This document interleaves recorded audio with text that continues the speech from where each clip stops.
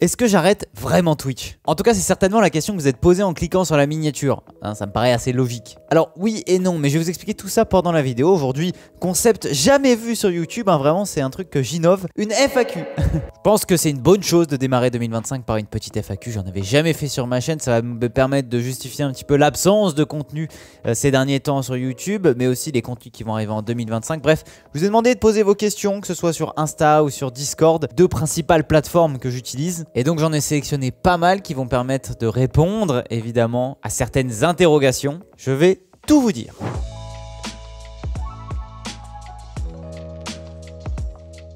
Alors, vous avez été très nombreux déjà à me poser des questions, donc merci, ça fait plaisir honnêtement de voir que vous avez autant d'intérêt pour la chaîne. Alors sur Twitch, évidemment, watch time, youtubeur, j'y répondrai un peu plus tard dans la vidéo, histoire que tout aille ensemble au final. Avant de passer à 2025, j'aimerais qu'on parle un peu du coup de 2024, parce que là on me demande, du coup Julien me demande la vidéo que tu as préféré tourner en 2024. C'est une très bonne question, parce que en fait j'en ai pas tourné tant que ça des vidéos, parce qu'il y a beaucoup de vidéos qui sont en fait des résumés de stream, ou en tout cas des best-of de stream. Forcément, ce qui a participé au développement de la chaîne en 2024, ça a été la Creator Series. Voilà, ça a été vraiment un gros tournant sur cette chaîne. Il y a eu des très belles courses aussi, des très beaux moments. Si je devais retenir une seule chose sur cette partie Creator Series, je pense que c'est vraiment la première saison qu'on a fait en F2. C'était vraiment le meilleur moment, que ce soit en termes de contenu, les façons de réagir en stream, etc. Même les courses, c'était juste trop bien la F2. J'ai perdu un peu d'intérêt avec F1.24 après par la suite sur le jeu. Je trouvais ça beaucoup moins bien au final, donc je prenais moins de plaisir et ça se ressentait je trouve dans les best-of. Enfin bref, au final la Creator Series c'était cool en F2 et en F1 j'ai un peu moins apprécié. Et c'est pour ça qu'en fin d'année vous avez vu des nouvelles vidéos un petit peu émerger. J'ai tenté des concepts un peu plus facecam. Pour être totalement honnête, je me suis totalement inspiré de ce que faisait Joyka et Mastu à l'époque au final. C'est des vidéos que je consommais régulièrement et c'est des vidéos que j'aimerais encore consommer aujourd'hui, donc je me suis dit mais en fait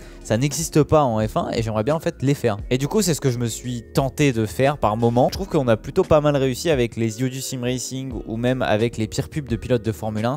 Les pires pubs de pilotes de Formule 1, j'ai kiffé le faire honnêtement. Et puis j'ai tenté aussi d'autres tournages, des tournages un petit peu plus off sur Assetto Corsa. Alors ils étaient plutôt sympas à faire, mais honnêtement c'est pas ce qui me passionnait le plus. Dans la création de contenu, j'ai vraiment envie de faire des choses qui stimulent un petit peu ma créativité et de réfléchir à des choses qui ne sont potentiellement pas encore faites. Mais je pense que pour revenir à la question de base, je pense que les pires pubs de pilotes de F1 c'est potentiellement mon tournage préféré, ma vidéo préférée de 2024. Même si en termes de montage etc, je pense qu'il y en a d'autres quand même. Et vous dites-moi en commentaire c'était quoi votre vidéo préférée en 2024.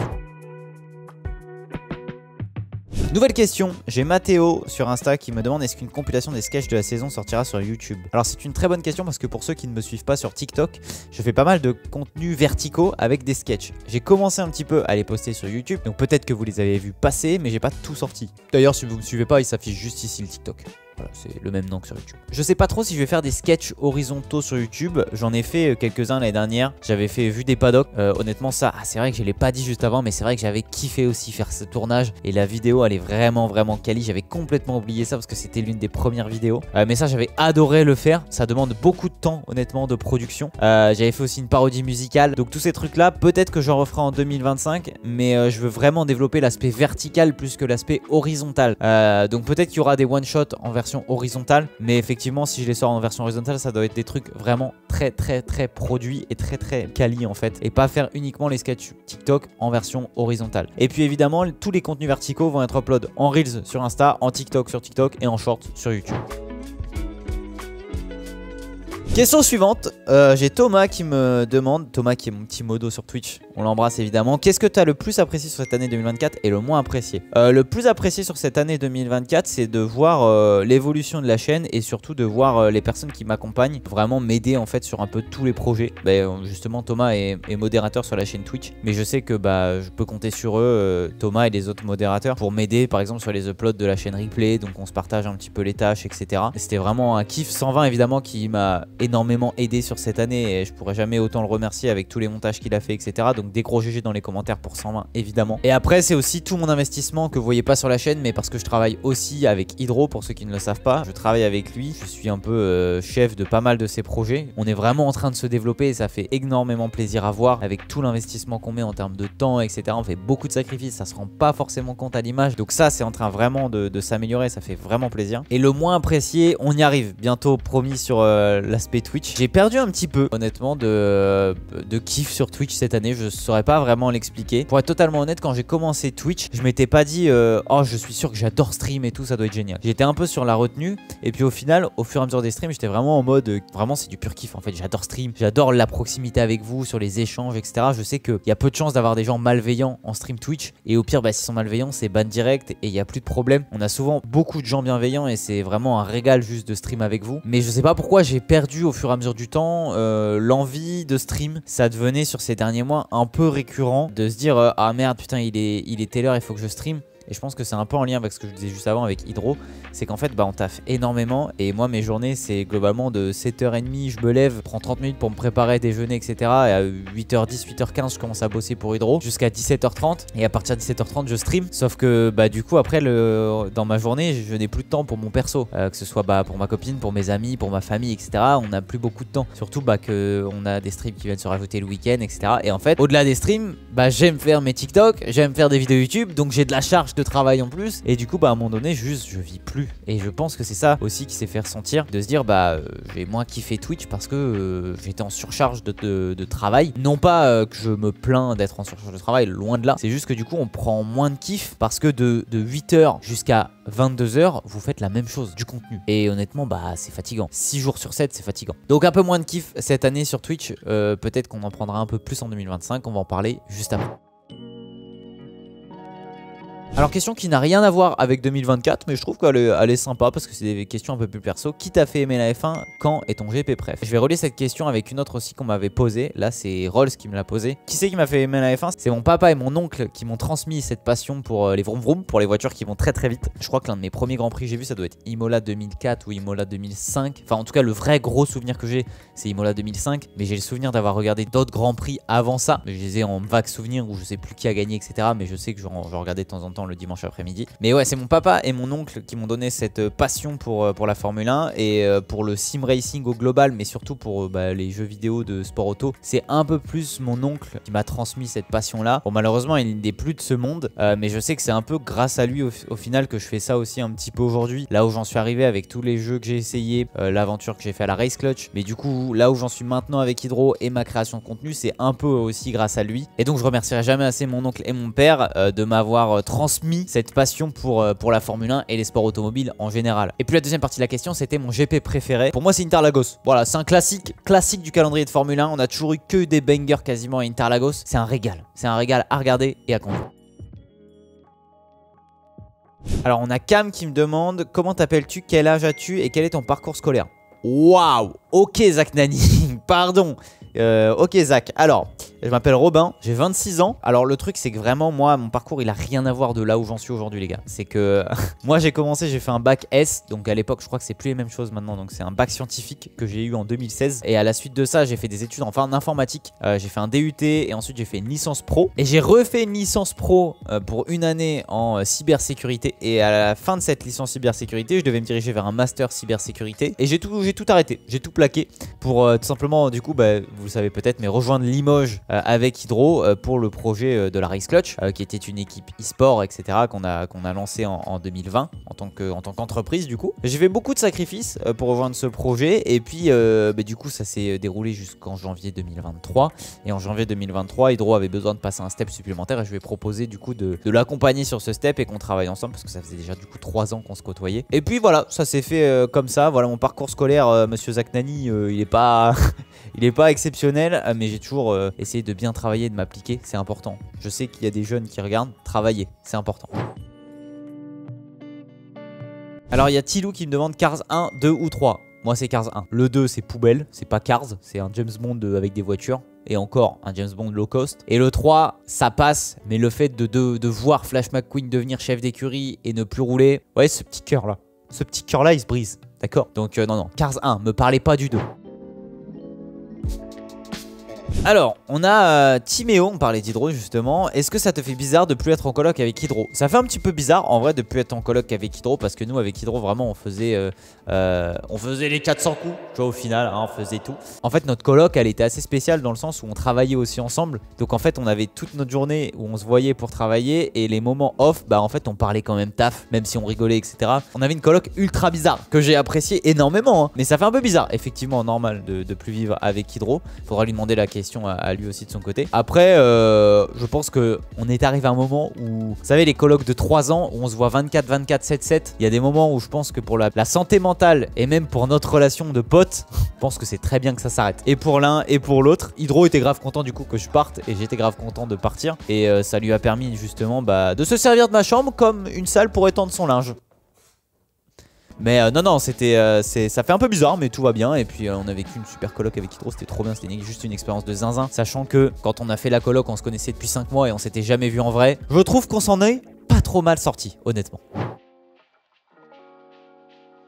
Question aussi du coup qu'on me pose pas mal, j'en parlais un petit peu avant niveau travail. On me demande, Lulux me demande, tu vis de ce que tu fais actuellement, entre parenthèses, influenceur. Déjà première chose, je n'aime pas le terme influenceur. Moi j'influence personne. Je suis là pour me faire kiffer en termes de créativité, donc on va dire créateur de contenu. Néanmoins, non, je ne vis absolument pas de ce que je fais en ce moment. Pour être totalement transparent avec vous, je vis de mon métier avec Hydro. C'est pour ça que je lui accorde énormément d'importance à ce métier-là. Tout ce que je fais à côté, c'est du pur kiff. Faut savoir aussi que sur l'année 2024, il y a très peu de sous que j'ai gagné grâce à Twitch, YouTube et TikTok qui sont allés dans mes poches. C'est-à-dire que la plupart de l'argent, 90% de l'argent a été réinvesti. C'est pour ça que là, aujourd'hui, vous me voyez avec une super qualité, c'est parce que j'ai acheté une caméra, j'ai acheté des lights qui font derrière des lights de couleur, j'ai acheté du décor. Tout l'argent quasiment, 90% de l'argent a été réinvesti. Il y a peut-être 10% honnêtement que j'ai gardé pour moi parce que j'avais une galère financière ou un truc comme ça. Mais 90% de l'argent généré cette année par Twitch, YouTube, TikTok, etc. Tout réinvesti. Faut savoir aussi que j'ai de l'argent perso que j'investis pour mes projets perso. Si je gagne de l'argent en plus et que je peux réinvestir pour améliorer encore plus les contenus, ça sera toujours ma principale satisfaction.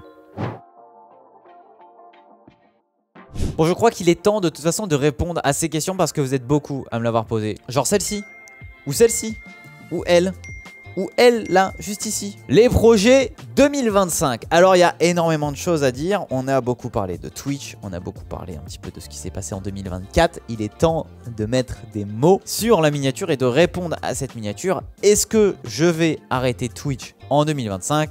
La réponse est oui, en partie. Ne soyez pas déçus, vous allez comprendre la démarche derrière ça. Comme je vous l'expliquais, Twitch c'est énormément énergivore ou bien chronophage. Ça veut dire que ça prend énormément de temps à produire. Comme je l'ai expliqué aussi avant, pendant 3 ans à Limoges avec Hydro, on a eu très peu de vie sociale. C'était quasiment que du taf, énormément travaillé et du coup c'était assez compliqué de prendre du plaisir à l'extérieur du travail. Et donc j'ai ce besoin de pouvoir profiter un petit peu aussi de mes proches et de mes amis. Chose qu'on ne peut pas faire en faisant et TikTok, et YouTube, et Instagram, et Twitch. Et accessoirement, un travail. Impossible de lier toutes ces activités, donc je dois faire face à des dilemmes. Alors on pourrait se dire, c'est simple, fais que Twitch. Dans l'absolu, oui, mais non en fait. Le fait est qu'en se lançant sur Twitch, pour faire des choses créatives et innover par rapport à d'autres, c'est quand même beaucoup plus dur. Twitch joue énormément sur la personnalité et l'animateur en stream. À vous de juger évidemment, je me trouve pas fondamentalement mauvais là-dedans, mais c'est beaucoup plus dur. C'est très chronophage du coup en termes de temps et ça bouffe énormément d'énergie. Vous vous rendez pas compte à quel point c'est d'animer un stream pendant 4 heures sur F1 Manager. On se rend pas compte, mais à la fin, je sors du stream, je suis hyper fatigué en fait. Donc je mange et je vais me coucher. Donc j'ai même pas le temps de parler à ma copine ou quoi que ce soit. Même mon chat, il me voit pas quand je stream, c'est fou ça. Et en fait, si je veux stream, ça veut dire que je vais toujours stream en fin d'après-midi et les week-ends. Et du coup, ça ne résout pas le problème d'enlever YouTube et TikTok parce que je ferai toujours les streams le soir et ça me prendra toujours autant de temps.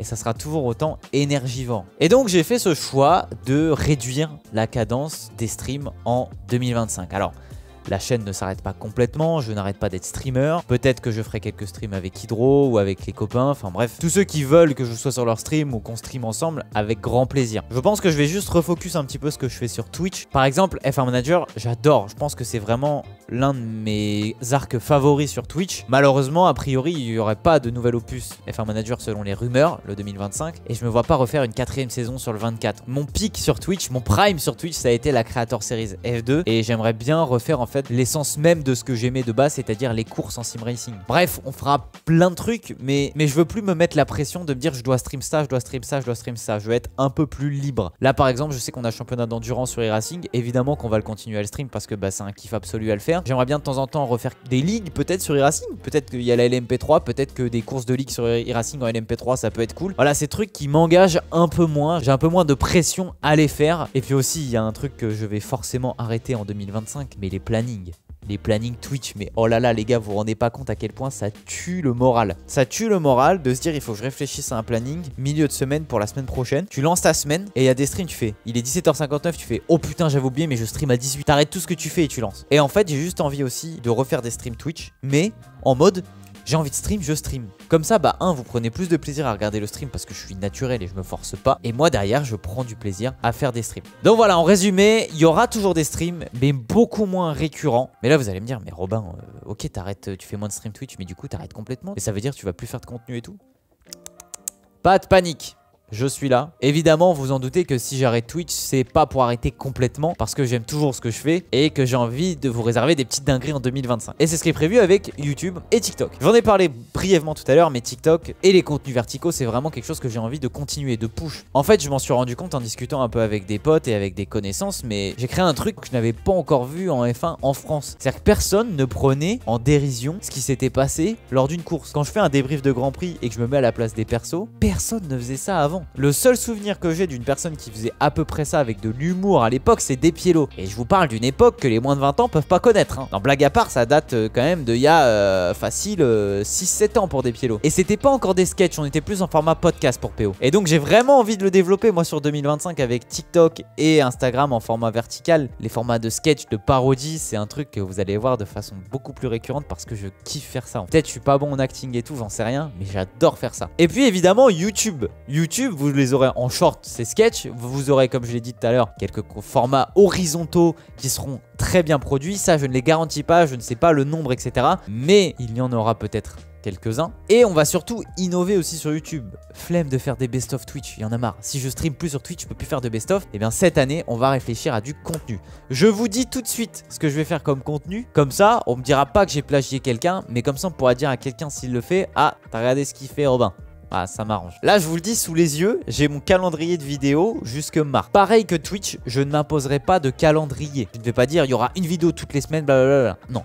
Je vais pas envie de me mettre dans un faux rythme. Par contre, ce que je veux vous dire, c'est quand les vidéos elles sortiront a priori le mercredi et ou le samedi. Donc le mercredi à 17h, ça notez-le bien. Mercredi 17h, je compte sur vous pour être présent sur YouTube, sur ma chaîne. Ça sortira maintenant le mercredi à 17h. Ou le samedi aux alentours de 11h. Et donc on va tenter pas mal de concepts comme on a fait un petit peu avec les pubs, les idiots du sim racing, pas mal de concepts facecam. Il y aura de temps en temps quelques best-of. Par exemple, il y a le championnat francophone d'endurance qu'on fait sur e-racing. Ça, il y aura toujours les condensés aussi parce que vous avez kiffé. Il y aura des contenus IRL. Quand je dis contenu IRL, c'est les contenus par exemple un petit peu karting. Parce que par exemple, j'ai fait une endurance de karting début novembre. Il y a un vlog qui devait sortir. Il n'est pas sorti parce que il y a eu un quad. Peut-être j'ai perdu ma GoPro. Mais du coup, il n'est pas sorti. Mais ce genre de contenu, je vous ai prévu des dingueries dessus. Pour le coup, je vais être totalement honnête, je vais m'inspirer d'un youtubeur qui s'appelle Suelio Almeida, qui est un youtubeur anglophone, parce que je crois qu'il est pas anglais, je crois qu'il est sud-américain. D'ailleurs, je vous invite à aller le voir, regardez sa chaîne, ça affiche juste ici.